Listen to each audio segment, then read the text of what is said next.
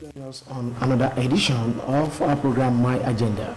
My name is Ademola Adeleke, and as you know, My Agenda is a program, a personality program where we bring to you people of timber and caliber, people who have made name for themselves in society. And this afternoon, I'm having in the studio the Commissioner for Art, Culture and Creative Arts in Ekiti State, the person of Professor Razak Bakare. Professor, good afternoon and welcome. Thanks for joining us on My Agenda. Thank you, Demala. Good afternoon. All right. Good afternoon, viewers at home. Okay, this program is mainly to encourage youth to let them know the person that we've brought to them, who have made name for himself in society. And the Yoruba will say, Oduni and Shaimon Foloko. So we know you, but to those who are watching us out there, who is Professor Razak Bakare?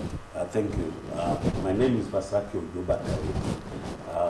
I'm a professor of performing arts, specifically a professor of choreography and performance aesthetics.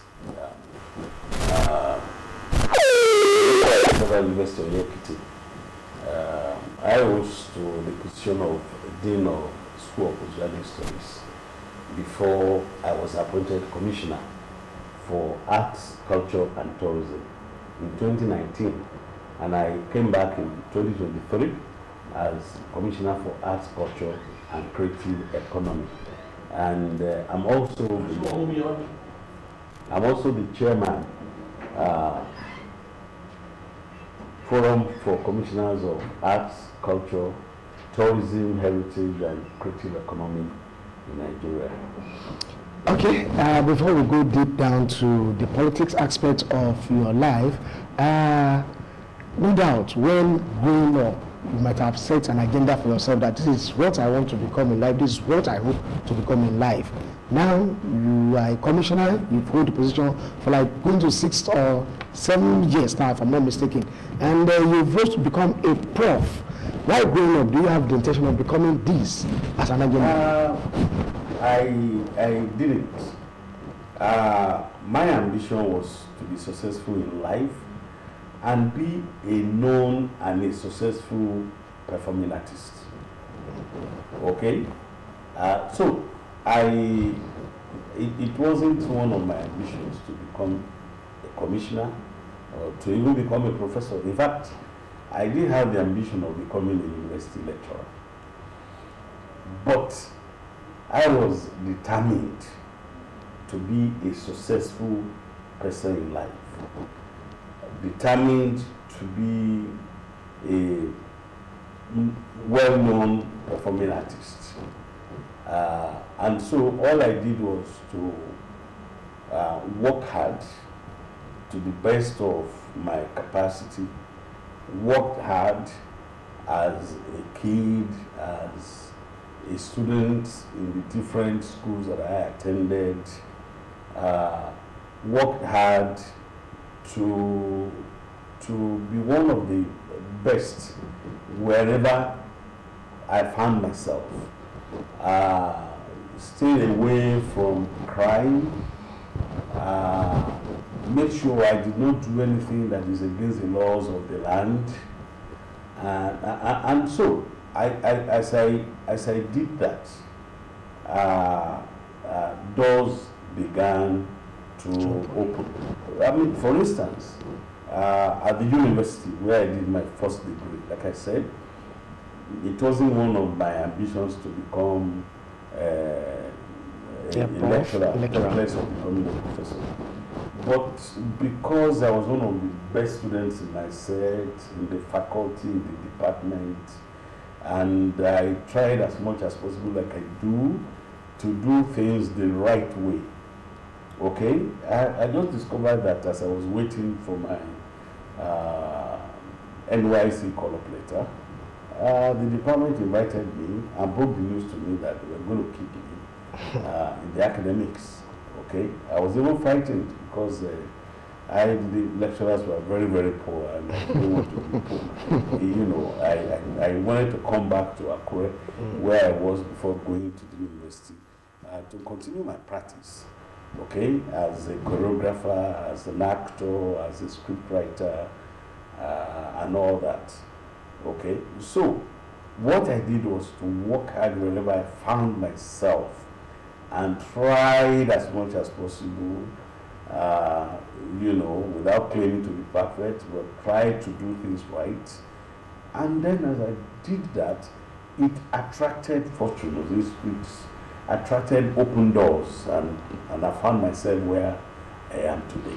So you've been practicing as an artist before going to the university? Yes. Okay. As a matter of history, I grew up for as long as I can remember things. I grew up finding myself, you know, being interested in the performing arts. Here in Ekiti, where I was born,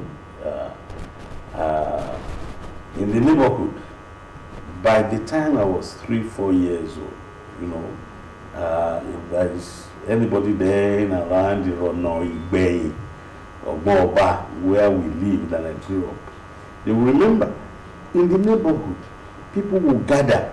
When I was age 3, age 4, people will gather around me and ask me to imitate the guttural voices of the different masquerades in Ado. And I could do that. They would say, oh yeah, talk like Mo, talk like Ede, talk like, and I could imitate all of them. Okay?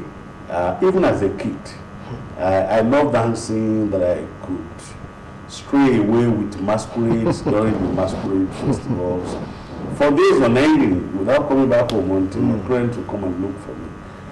So, by the time I found myself in primary school, I was already leading the what they call cultural group then at AUD Okela here, where I attended primary school, dramatic society and all that.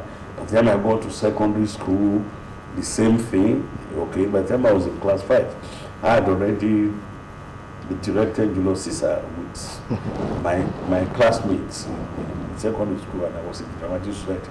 So because of those influences and exposures, when I was leaving secondary school, by that time I became aware that this is my path in life, and I was ready to give it all it would take, okay, to become a successful artist. My parents wanted me to be a lawyer, especially my dad. You know, my dad was a policeman, and so I guess his oppressors were lawyers. And so he wanted me, his first child, to be a lawyer, and insisted. But within me, I was already convinced that, you know, I carry talents that could make me somebody in life. And I was scared of going into another profession. As long as I was there, something was already telling me that if you go into someone else, into another profession, you are doing someone else's job. That's not your job. So I was determined. So what I did was to run away from home. I ran away from home and joined the then Jima Aliu Cultural Group.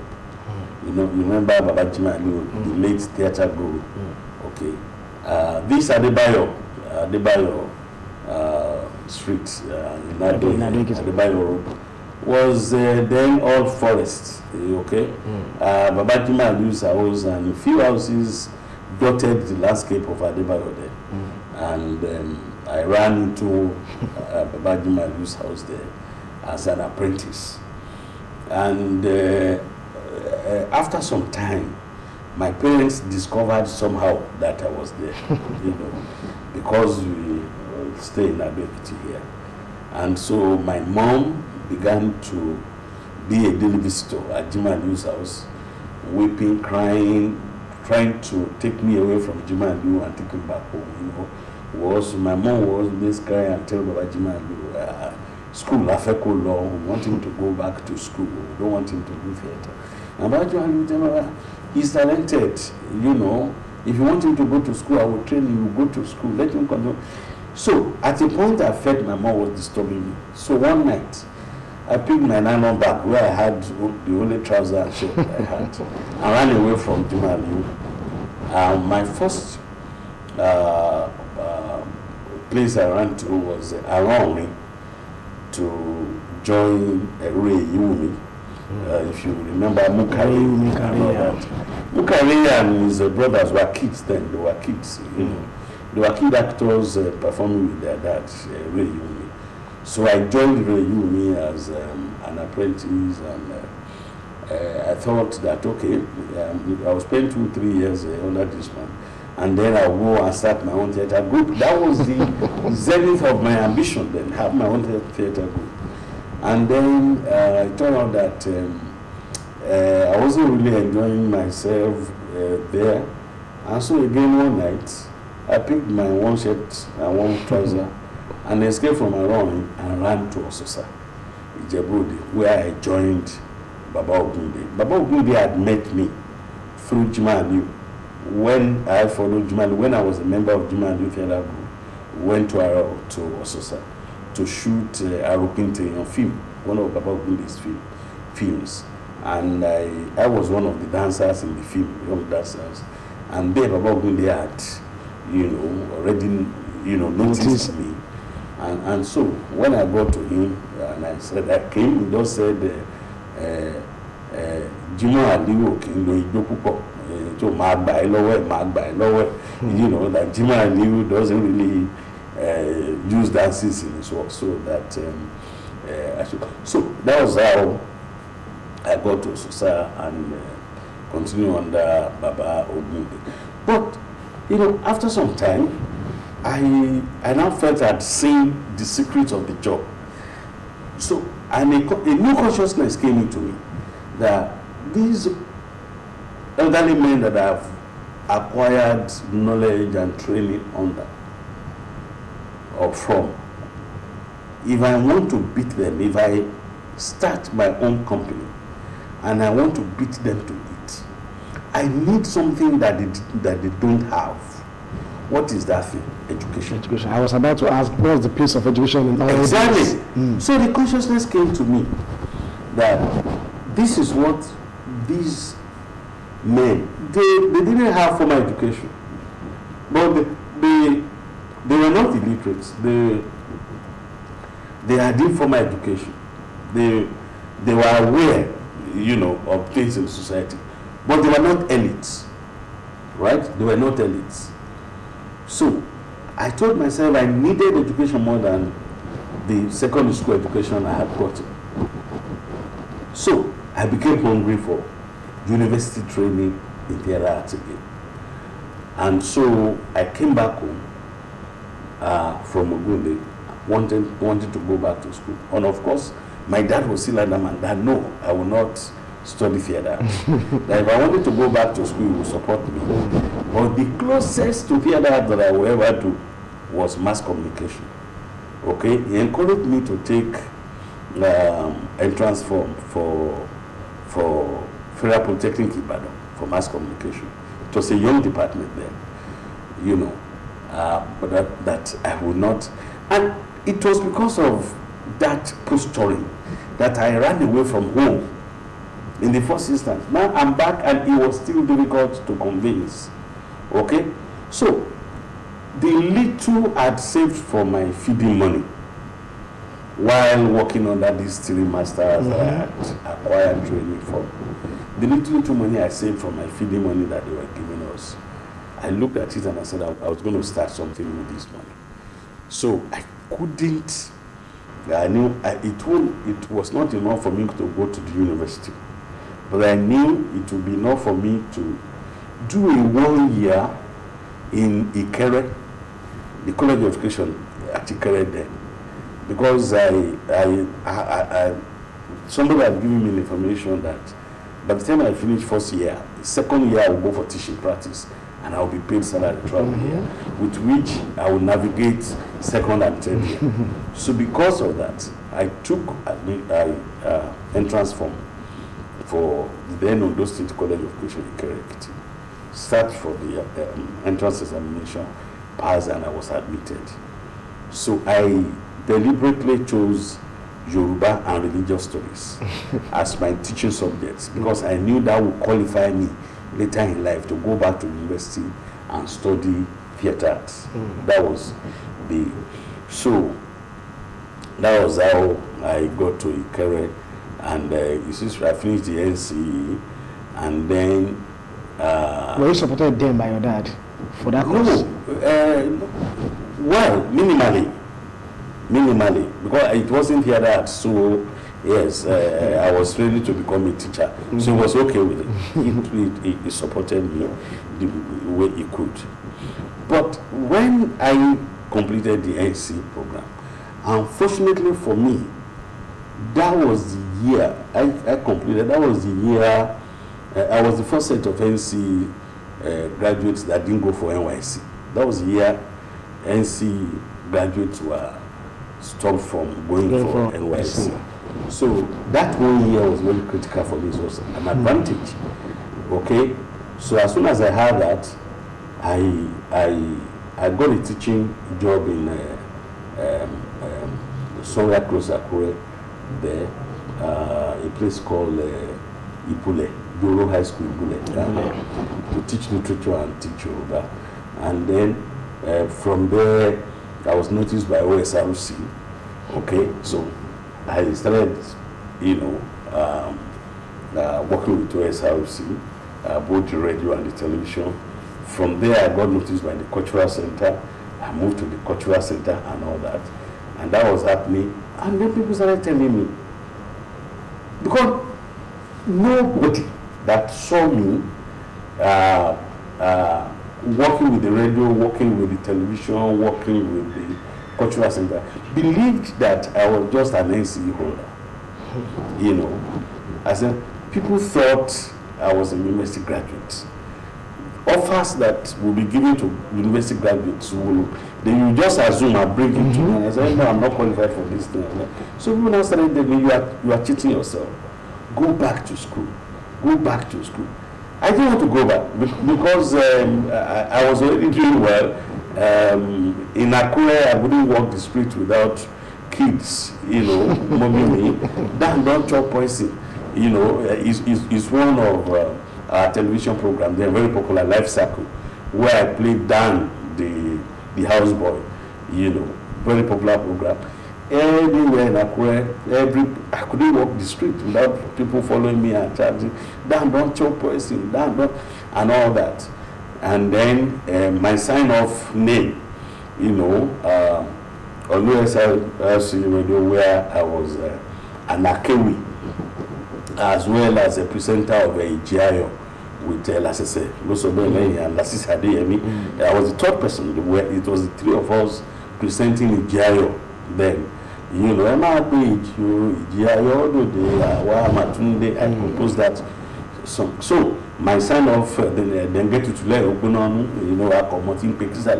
So on the street, then get to learn that. So I was already feeling big. I become a superstar in celebrity. So the those who said I should leave all of that and go back to the university, I thought they were my enemies. And I said, but at a point, one man spoke to me and I became convinced. I felt that for this man to have said this, it means so. That was what led me to making the decision to go back to the university. And then I went back to Ososa to ask Baba Ogunde for advice. And he recommended University of Calabar for me because he said, if I majored in acting, it's a saturated field. Oversaturated. There are many actors. But that I had a special, talent in creating and performing dances, and said, Calabar. So that's why I told you that the man may not have gone to university, but he was aware, he knew what was happening. So he told me that University of Calabar had the best dance teachers, and that the Department of Theatre at University of Calabar then had about 3 South Americans who were dance specialists, and Baba Obi, they knew. So he said, go to University of Calabar. It will be best for you to specialize in dance and choreography. And Calabar has the best teachers in that area. So he gave me a note to the then head of Department of Theatre at University of Calabar. Said I should go there. And I went to Calabar with Baba's notes. And then I took the jam from direct entry because I was I was admitted, and then another phase of my life started. And so at the point I said, okay, it's good. So everybody said, go for and get a degree. So let me get a degree, go back to Akure, where I was already superstar, and continue with my work. And then as soon as I completed that, the department summoned me while waiting for NYC letter and said, we are keeping you. So that we do not, you are not affected by inbreeding. We will allow you to go for youth service elsewhere. But after your 1 year NYC, you are returning here and you start working as a graduate assistant. That was how I became a lecturer and the rest is history. So what I'm saying in essence is that what attracted these things at Ekiti was the readiness to work hard, determination to do what is right at each time, even when I didn't know how it was going to end up. But I made up my mind I will not take a wrong step. And then I was convinced in my heart what I wanted to be. The details of it I didn't have, but I was committed. I was principled about it. Thank you very much. If you are just joining us, we have in the studio with us the Commissioner for Arts, Culture and Creative Art in Ekiti State, Professor Razak Bakare. And we'll spend like 10-15 minutes into the program. If you are just joining us, we've not missed a lot. Let's hear from Professor Razak Bakare. Yes, you said determination is key in all this, because if we look at dance, artistic work, all those things, we see it as it's just minor, but see where you are today. A university lecturer, a professor, before becoming a commissioner. At what point do you become a commissioner? Was it that your work also speaks for you, or that exactly you are a politician? Now, I can't say I'm not a politician. Now, before now. But I never played politics before I became a commissioner. I was far away from politics because within me, I hated politics. If I wanted to go into politics, I would not have gone far in academics. As far back as 1999, when the return to democracy came, my friends in my community, my local community, had started pressurizing me to go into politics. I was then a lecturer at Ife, at Ife. Week in, week out. Okay, so you moved from Calabar to Ife? I even moved from Calabar to Abu Zaria. Okay. I was a lecturer in Abu Zaria. Okay, before Ife came to poach me. Okay, let's go ahead. From Abu. Okay. So I was at Ife. I got to Ife in 1997 as a lecturer.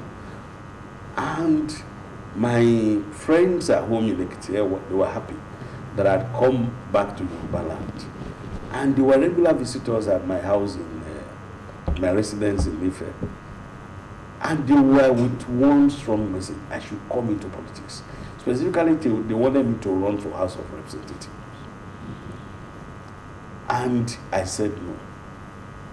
Why? My father was a local politician all his life. since he left the Nigerian Police Force, all that he did was play local politics. And I'm his first child, so I was very close to him. I saw him in close quarters. And I was not encouraged by the things that happened to him.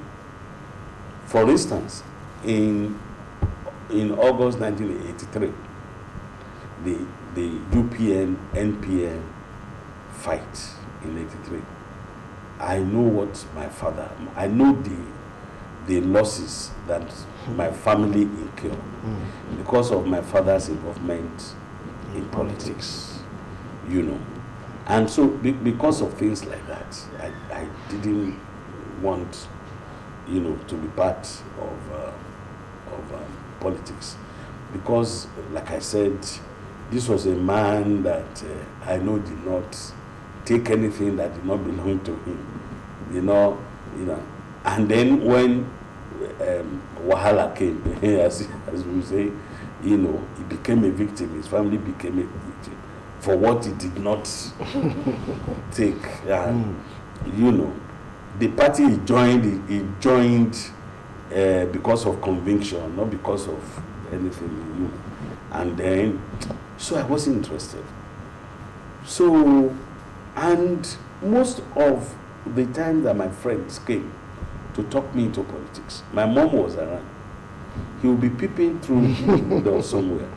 And when my friend left, my mom would come, one down low, she would speak with me, you know, in Ekiti dialect. I should not mind them, or I should not answer. So I didn't want to have anything to do with politics. An opportunity came in 1997. I had led the Nigerian contingent to Pyongyang, North Korea, World Friendship Festival. And, you know, we came first. My choreography came first, you know. Out of 86 countries, we came first. We won the first position for Nigeria. While presenting the trophy in Abuja to the then head of state, Abacha, you know, the man who was a state sole administrator, the late Colonel Bauer, Noah Bauer, okay, was there. And so after that incident, he invited me to Ekiti and said what I was doing all over the world, I should come and do for the Ekiti state. So he was the first person that attempted to give me an appointment into Ekiti. And I said no. I'm a young, I didn't tell him I didn't want anything to do. I just told him I'm still young as a scholar. I don't want to abandon my career. What you want me to do for Ekiti State, I could do it as a consultant. And he agreed. So in 97, I came home to establish this same place I am heading today as commissioner. You see how life is. I never thought it would happen. So I came, I handled the recruitment, the training, I set the place up for that government as a consultant. And I went back to my job. The place has grown to become a full-fledged ministry. And see what happened decades later. I became the commissioner. So that's it. So I simply kept working. And then at a point, it happened that federal government sent me to Ekiti State when Federal University was starting. I was the first professor, apart from the vice chancellor, I was the first professor employed by Federal University of Ekiti. You know. So when I arrived at Ekiti, I simply continued with my work as an artist. And information got to government. And then I was brought in to assist government in making the sector better. That was the government of Dr. John Kayode. So that was how I became known to the family of Dr. John Kayode. It was through my work. And if you know Elubisi Fayemi, she's a lover of arts and culture. Okay? And so if you are a good artist, you are her friend. And that was how I became a friend. That was why I became known to that government. And so if your work as a technocrat has made you to become known to the governor and his family and his government, are you getting it? If I want to say it in Yoruba, I will say Otiri ni bebe politics. You are already working in corridors of politics. Okay. So that was how it started. Okay. And I became a friend of that government and started working with them, especially in whatever has to do with entertainment, arts, culture, and all that. And then his first term ended, and by the time he came back in 2018, you know, look, I want to reestablish this place as a ministry, and Prof, you are coming to head the place. That was how it happened.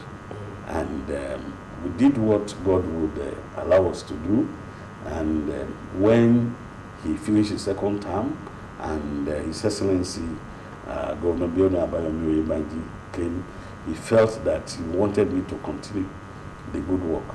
And he brought me back, you know, graciously, and so that is it. So, Okay. I have no choice, I'm in it. So, So you are a politician now. Okay. No doubt you've been head of this ministry for 2, 3, 4, 5 years now. What impacts have you made in that ministry?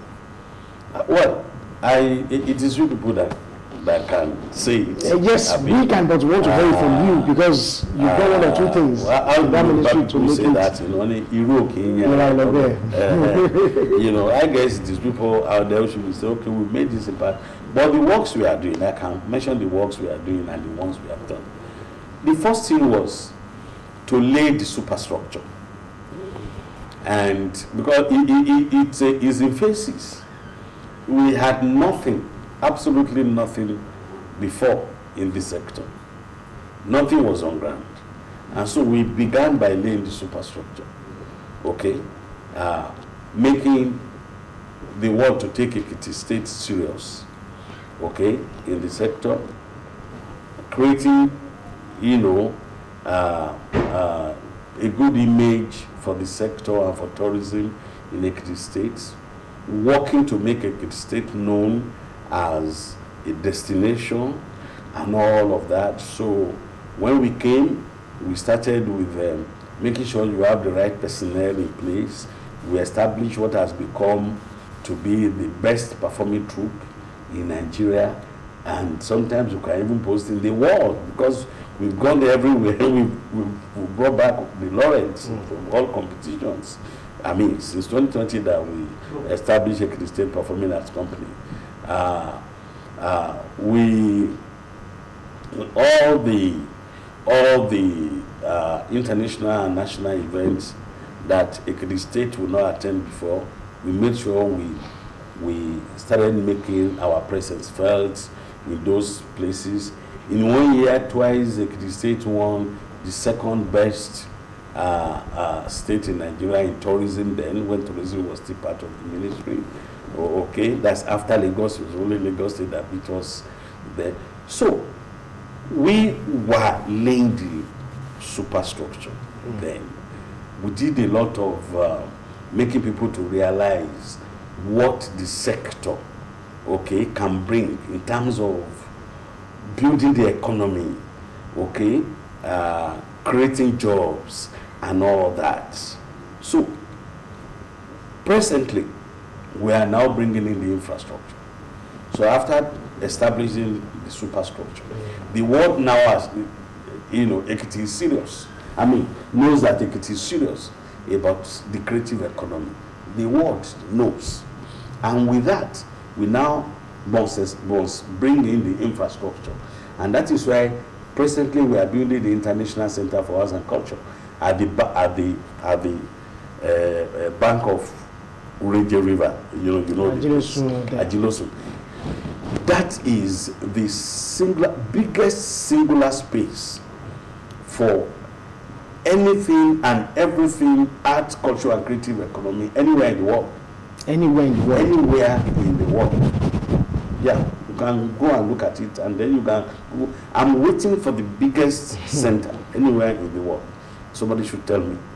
In this place, you have an art theater, you have an event hall, you have a museum, you have art and craft production center, you have malls, you have editing studios, production studios for both film, television, radio, you have dance studio, you have all kinds of studios there, you have a 28-bedroom accommodation facility, so you can come to Ekiti, shoot your film here, stay here, do your post-production without going anywhere, without just staying there, okay? And just at the bank of a big river like that, good environment. You have a garden there, okay? There you have a cinema, a 500 capacity cinema. You have a research center, what we call Center for Research in Yoruba Arts, Culture, and Indigenous Knowledge. Is there?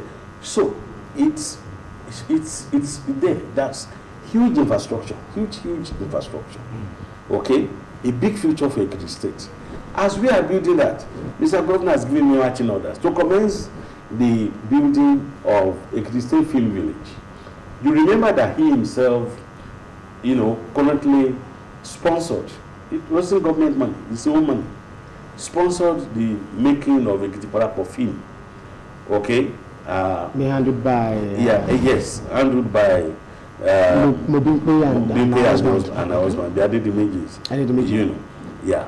The relics of that production, we are moving to a permanent site where we are now building Ekiti State Film Village.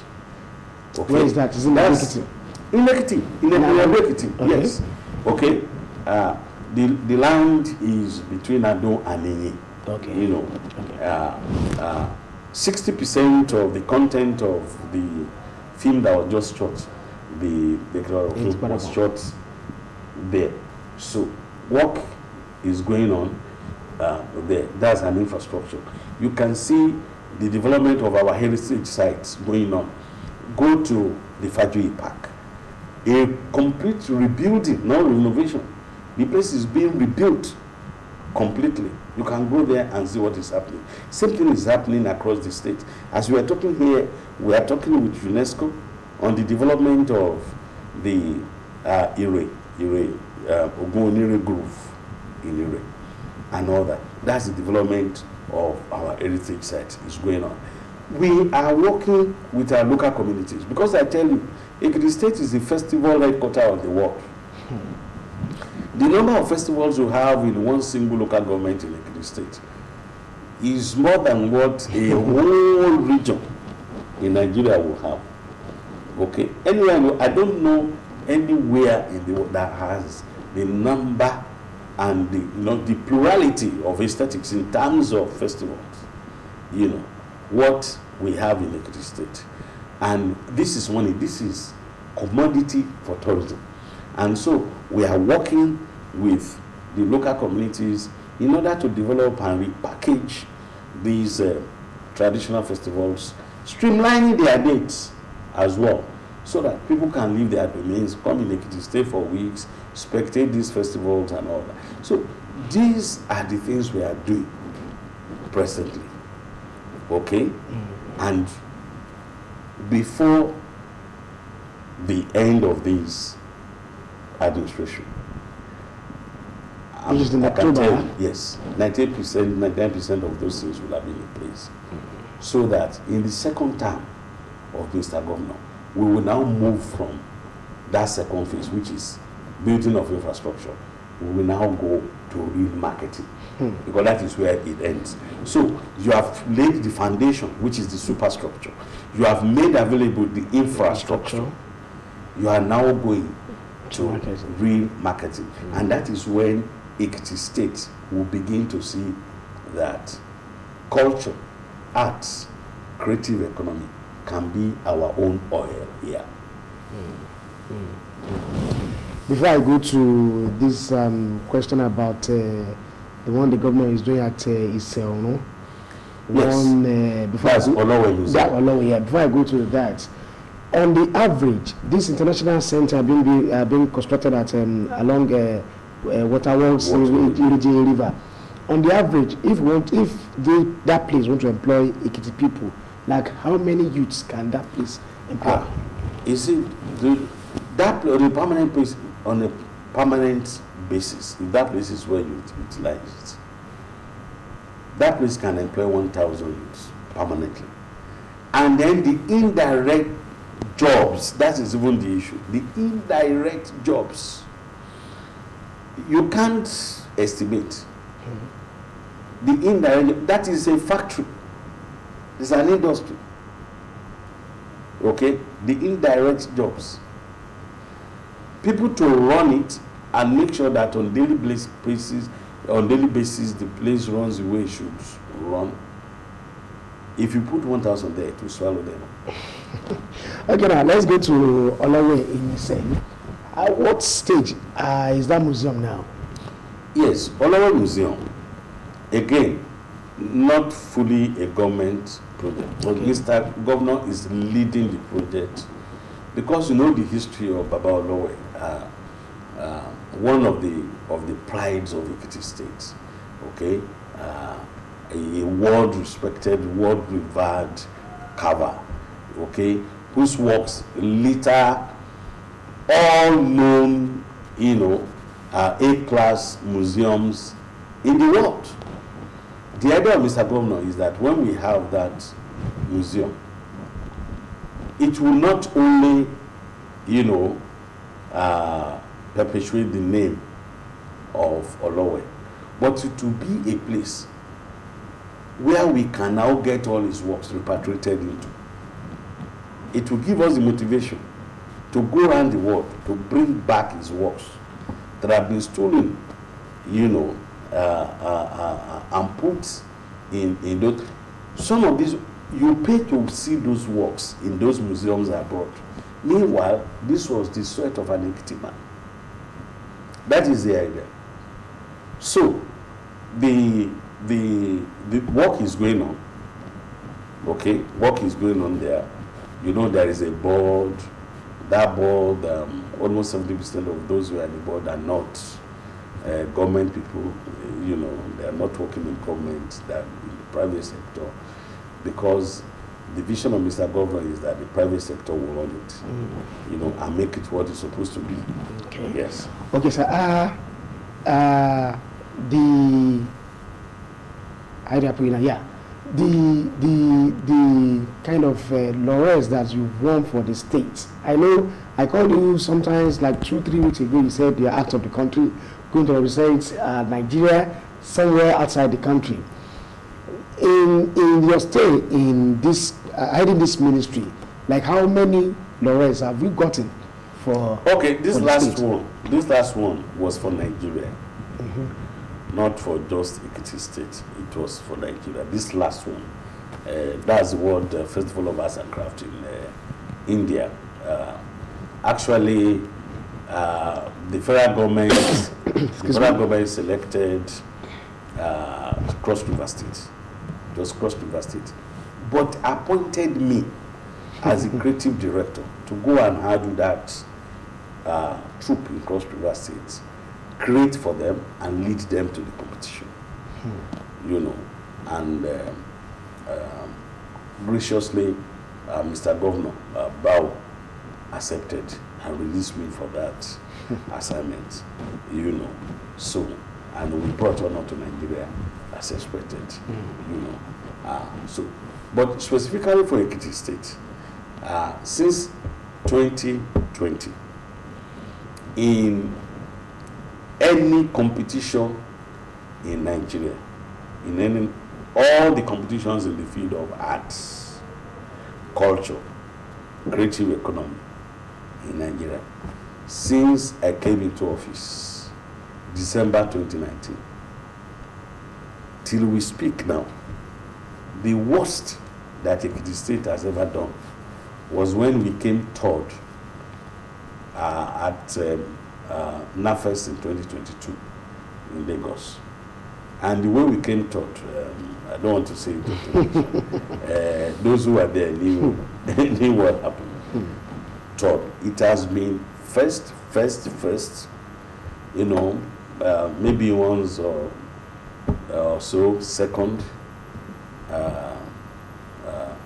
So we, in any competition, any national meet, even international, this India that I just came back from, in 2023 is what Ekiti State that federal government chose to go and represent Nigeria. We came back first.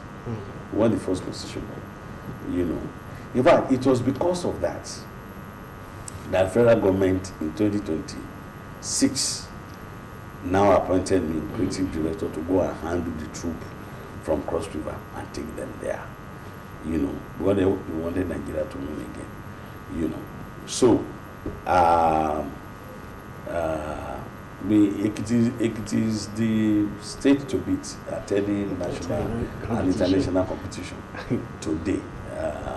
And the moment they say Ekiti is coming, everybody, you know. So we thank God for the achievements, and that is what it's supposed to be. Okay?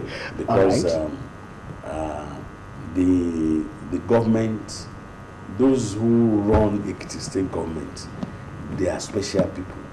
They know what they are doing. They know what they want. Are you getting people? That is why our governor, especially the present governor, you know, put people who have knowledge in the different areas. Are you getting it? To head those positions. Most of those who head the different, you know, ministries in this government are experts in those fields. Are you getting it? You have a professor of engineer as your commissioner for utilities and all that, you know. You have an economist as your commissioner for finance. Why will you not do it? That is why in the current ESCO, we are about 5 or so who are chairmen of their national forums in Nigeria presently. It's not a coincidence. For your colleagues all over the country to say you are better than us, lead us. And you have about 4 or 5 currently in the cabinet of Governor Bioda Bayomi Banji. Okay? Because he is wise, he is knowledgeable, and he knows that those who have skills in the different areas of life should be allowed to use those skills to develop the different ministries, and it is working for Ekiti State. Okay, sir. Talking as a politician now, because we are moving to round off the program. Talking as a politician now, what do you hope to see in the next 2, 3, 4, 5 months, years to come in the ministry you are heading, arts, culture, and creative arts? What do you hope to see with the foundation you've laid down now? Of course, the place will continue to be a trailblazer. The place will continue to excel. Even anytime I leave office, the place will continue to excel because presently we are making sure that the place does not go back to. There is a sustainability plan. Yeah, that's why I told you that one of the things we did when we came in was to make sure that we have the right caliber of personnel. And with those personnel, it's not only me working there. We have, you know, brilliant guys working with me there. And by the grace of God, that place will continue to excel. Okay, sir. Going to politics deep because we are in the era of politics, and like you did at the right time, you are a politician. In the next 2, 3 months to this time, Ekiti will be going to the polls. What do you see happening to Ekiti? Success. I mean, how no intelligent person, no right-thinking person will throw this government away. We have some challenges like we have one of the best governors anywhere in the world in Ekiti State now. Forget the fact that I'm a commissioner in his cabinet. Okay? I will still say what is right because I have a scholarly conscience. I won't mislead the public. I'm a scholar, first and foremost. The truth of the matter is that you do not find leaders like Biodun Abayomi Oyebanji. You do not find them easy. It is lucky. It is not cheap to find a leader like him. That is the truth. Even those who are playing politics, who are daily waxing the negative rhetorics and narrative, they know the truth. The only thing is that they must demarcate to hijack power. They know the truth. So, I know Ekiti people are wise. I know Ekiti people are intelligent. I know Ekiti people can decipher between the good, the bad, the ugly, the wrong. And so I'm very, very confident that Governor Biodun Abayomi Oyebanji will be there till 2030. I'm so confident. That is the truth. Because I don't see any, there's nobody in Ekiti State that doesn't know what is good. Okay? So who is it? Those who are contesting now, who is better than him? Tell me. And what has he really done wrong that will make it people to say, you have done one time or we don't want to for second time? Tell me that thing, that one singular thing that has not done correctly. That thing that has not done right. And that is his life. See, if you knew him before he became the governor, you know he has always been like this. He has always been like this. And good a thing, for more than 10 years before he became governor, he has been in the politics of Ekiti State, robustly, actively. So he cannot hide, he cannot pretend. He's somebody that everybody knows very well. So I'm waiting for that person that will genuinely and correctly say, this is his weakness, so why he cannot be governor again? No, there's nothing. There's nothing. We have a near perfect man in the saddle as a governor. And I'm sure that the Ekiti people are not mumu. They are not mumu. I'm sure they are voting for him. And he will continue the good job that he's doing presently. All right, let me once again thank our commissioner for Arts, Culture, and Creative Art in the Creative Economy. Creative Economy in the Ekiti State. Creative Economy in the Ekiti State, Professor Razak Bakare, for coming on the show this afternoon. Thank you very much for your time, sir. Thank you, Demola. And my agenda, probably you have one or two things to share with our audience before you leave, because, you know, one thing I've gotten from this program this afternoon is you have to be determined no matter what. Yes. So to our youth looking at you, what's your parting words, like words of encouragement to them? My parting words, and as you go to the polls, yes, also give a message. My parting word to our youth is this: be hardworking, be patient, and also be godly. You didn't create yourself. There is a God that has a role to play in the affairs of man. That's the truth. Except you can beat your chest and say you created yourself. So know those three things. Work hard, do things right. Don't be in a hurry, and then don't be faster than God. If you can do those three things, my brothers and sisters, there's only one way for you to go, and that is up. Success will come your way. And to our electorates in Ekiti State, Ekiti, you have the best governor that anybody, anywhere in the world, would do anything to have. And that is your son, Biodun Abayomi Oyebanji. I trust you, Ekiti. He has been doing well. And I know you will allow him to come back for a second time and continue the good work that he is doing presently. bow till 2030. I know you will make it happen. God bless you. All right, thank you very much, Honorable Commissioner, and that concludes my agenda this afternoon. Honorable Commissioner, I have to thank you for coming on the program. Thank you very much.